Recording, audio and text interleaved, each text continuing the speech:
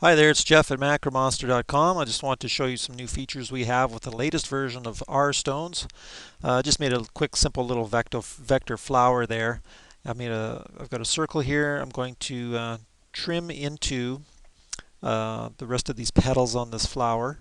To do that, I'm going to select it, shift select the petals, and then I'm going to go up to the property bar, and you can press the trim icon.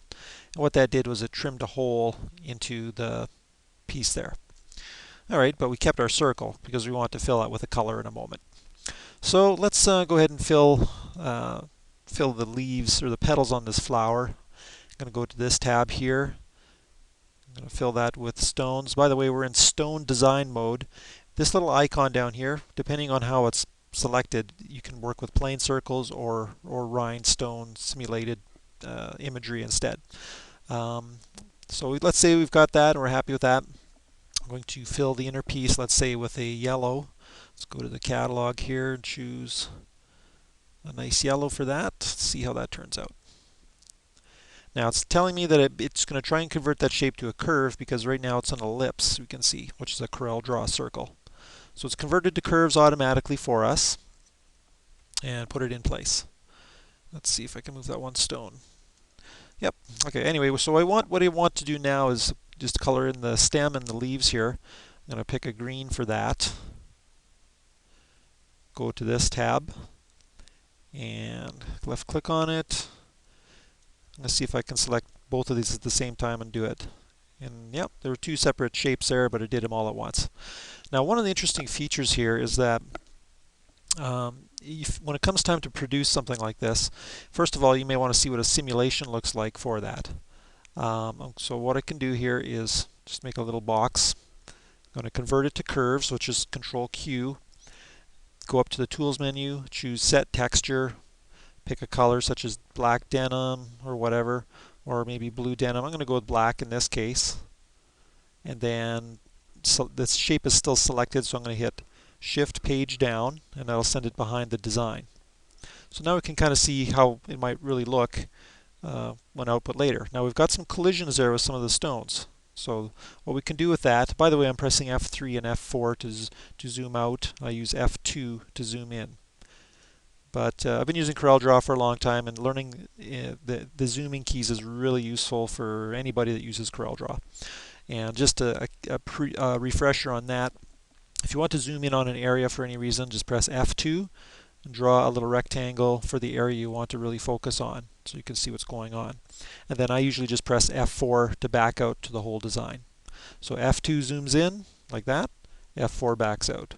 Very easy. Make sure you learn that. Okay, so back to the design. Let's clean up those collisions that we had there. So even though it says fix intersection, sometimes it doesn't work the way I'd want it to work, but there's a really good tool here in this tab, and that's where you have the option here. So I'm going to left click on that, and that's fixed up all the collisions that we had instantly. Very well.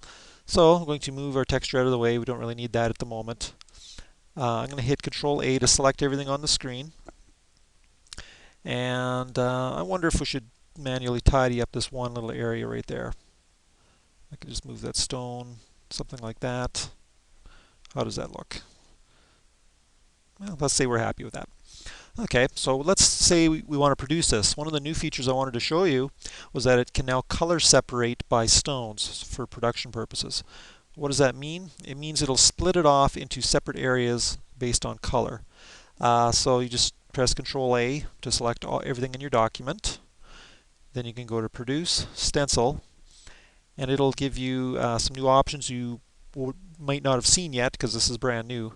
And you can choose, first of all, we fixed something here where you can now choose negative amounts. So if you want the stones to shrink by a certain amount, you would put that in there. And it'll do that. We'll show that to you in a second here. We're just going to leave them at the default value for the moment. But this new advanced area applies to this color separation. So I'm not going to change any colors. Actually, I'm going to go here, and this is where you can specify a certain color if you want, like RGB black or whatever your laser might use. And then registration stones, you'll see what that looks like here in a second. I'm just going to press OK. So if I press F4, What it's done here is it's created three different plates. In printing terms, we would think of them as color separations or printing plates. But for very complicated designs, you can now output them independent of each other, and these registration stones at the corners helps you keep things organized when placing them down on something later on. For cases that are especially more abstract, where you don't know that this might fit into that area. So that I think would be quite helpful for people. And by the way, these are all set to no fill black hairline. So it'll always be set to hairlines just for ease of output on vinyl cutters or lasers. Alright, so other handy tips which may be useful if you just wanted to see a plain design of this. I'm just going to choose a stone there. What you can do is just go to stone to plain circle, and it's just converted those to simple circles, just like that. If you want to see those instead for any reason. I'm just going to get rid of these separations for a moment to zoom back in. So that's the main thing there. So let's have one quick look at that offset feature. Somebody was asking about how to work with a certain size of stone here, but maybe reduce it a bit for the separations. So what you can do is hit Control A and then go to Produce Stencil, and then let's say we'll be pretty dramatic here. I'm just going to choose 1 and hit OK. And you can see in this case it's increased it in size, but let's say we want to reduce it. I'm just going to hit Control Z there, go back to Produce Stencil, and you just put in a negative value in front of there.